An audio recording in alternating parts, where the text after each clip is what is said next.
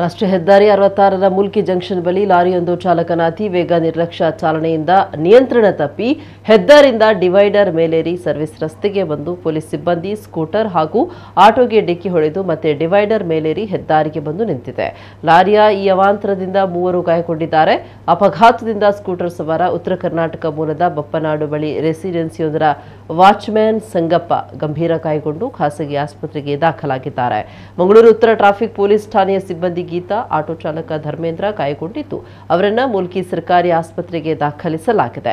ರಾಷ್ಟ್ರೀಯ ಹೆದ್ದಾರಿ 66ರ ಉಡುಪಿ ಕಡೆಯಿಂದ ಮಂಗಳೂರು ಕಡೆಗೆ ಅತಿ ವೇಗದಿಂದ ಬಂದ ಲಾರಿ ಮುಲ್ಕಿ ಜಂಕ್ಷನ್ ತಲುಪ್ತಾ ಇದ್ದಂತೆ ಹೆದ್ದಾರಿ ಅಪಘಾತ ತಡೆಗೆ ಇರಿಸಿದ್ದ ಬ್ಯಾರಿಕೇಡ್ಗಳನ್ನು ತಪ್ಪಿಸಲು ಯತ್ನಿಸಿ ಲಾರಿ ಚಾಲಕನ ನಿಯಂತ್ರಣ ತಪ್ಪಿ ಎಡಬದಿಯ ಡಿವೈಡರ್ ಮೇಲೇರಿದು ಸಮೀಪದಲ್ಲಿದ್ದಂತಹ ಕರ್ತವ್ಯ ನಿರ್ವಹಿಸ್ತಾ ಇದ್ದ ಟ್ರಾಫಿಕ್ ಪೊಲೀಸ್ ಸಿಬ್ಬಂದಿ ಗೀತಾ ಅವರಿಗೆ ಡಿಕ್ಕಿ ಹೊಡೆದು ಮತ್ತೆ ಸರ್ವಿಸ್ ರಸ್ತೆಯಲ್ಲಿ ಚಲಿಸಿ ಸ್ಕೂಟರ್ಗೆ ಡಿಕ್ಕಿ ಹೊಡೆದು ಬದಿಯಲ್ಲಿ ನಿಲ್ಲಿಸಿದಂತಹ ಆಟೋಗೆ ಡಿಕ್ಕಿ ಹೊಡೆದಿದೆ.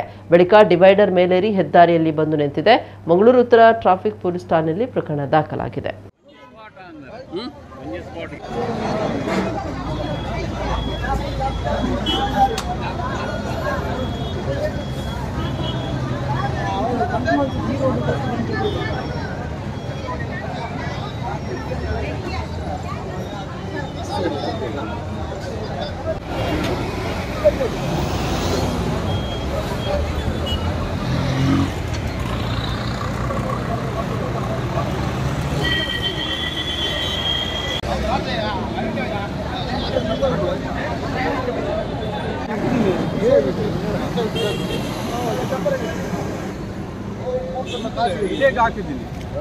ಇದೇಗ ಹಾಕಿದ್ರೆ ಇಂಚೆ ಬೈದಿನ ಆಯ್ತು ಐತಿ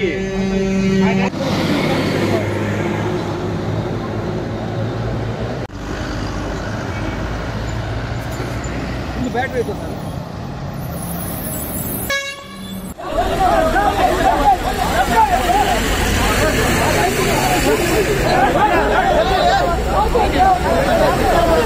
ಗಾಡಿಗೆ ಬರು